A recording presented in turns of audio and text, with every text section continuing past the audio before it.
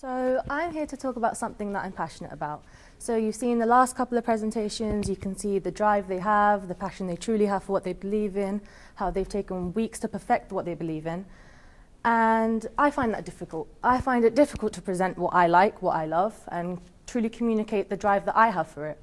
So naturally I tried to Google what I could copy off the internet, and after scrolling through pages of useless information, Googling generic topics that I can't relate to, I've come to the conclusion that I'm passionate about finding your passion and what truly makes you you. So what even is a passion? In my opinion, passion is often an overused and misunderstood word, which is why people believe they don't have any passions to begin with. So perhaps to get what a passion is, it's easier to start with what a passion doesn't have to be. It doesn't have to be something you dedicate your entire life to. It doesn't have to be something you hold in value above everything else. And it doesn't have to be anything that you've incredibly thought in detail, or it's a long-term plan and you have everything thought out for it. As for what it could be anything you naturally gravitate towards. When you're bored, you come to it, anything you have a true drive for, or something you want to stand up for and believe in. So think back to when you were a child, when you went about your daily routine. You never thought, well, what are the benefits of learning ballet against basketball? Or should I learn how to play football instead of handball?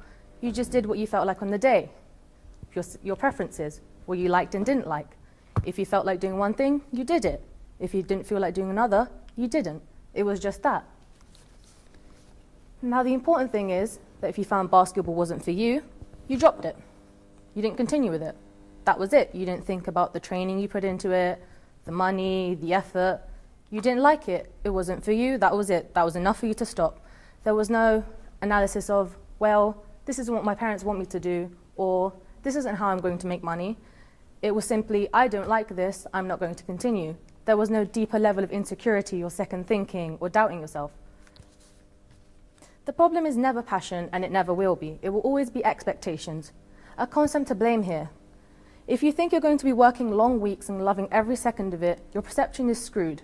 If you believe that you should wake up every single day ready to give 100%, then you have expectations that are unrealistic. Every career has its ups and downs. Every career has its twists and turns. There will always be good things about one thing and bad things about it, pros and cons. The grass is always green on one side. Can't like everything you want to do all the time. And deep down, we all know this. We're just choosing to arbitrarily limit ourselves in some ideas we've got into our head about success that won't work in real life. A common complaint amongst most of us, including me, is that you just need to find your passion. You need to find what you love, find what makes you happy, find something you have that natural drive for. And I'd like to call that out. You're awake 16 hours a day. You do something. When you go home from school, there's something you enjoy doing. It may be art, drawing, writing, reading. You enjoy something. It's productivity and acceptance and utilizing what you love that's really the problem here.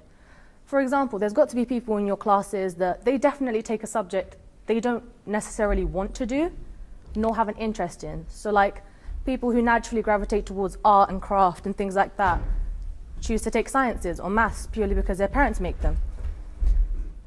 I'll admit you can't draw your way out of a mortgage or pay the money you need to pay your taxes, but you can use the skills, say in art, you use the innovation, creativity, and drive, and you can apply that in real life and to concepts that matter. So the first question presented to me after doing this speech for the first time was what I'm passionate about. I can't exactly give you a speech on finding your passion if I don't have anything I enjoy. So my passion may not be the most exciting or out of the box or creative, but it's medicine, or specifically dentistry. So to me, there are very few jobs where you both diagnose and deal with the problems at hand. You have a direct involvement in something, and anything and everything you do has an effect, even if it may be to the smallest degree. You truly transform a person's life, you build friendships, connections, and you maintain a relationship. Now that probably doesn't sound very appealing to most of you, and that's because it's not supposed to. A child doesn't walk onto the playground and wonder how they have fun. They just go off and do it. It comes naturally to them. They don't force themselves to enjoy themselves or take pride in something. Finding your passion isn't just about careers and money. It's about finding your authentic self, the one you've buried underneath all the people that you need to please, the reputation you've built up for yourself, the pride you have. The truth is that you do truly enjoy something. Find what it is and harness it.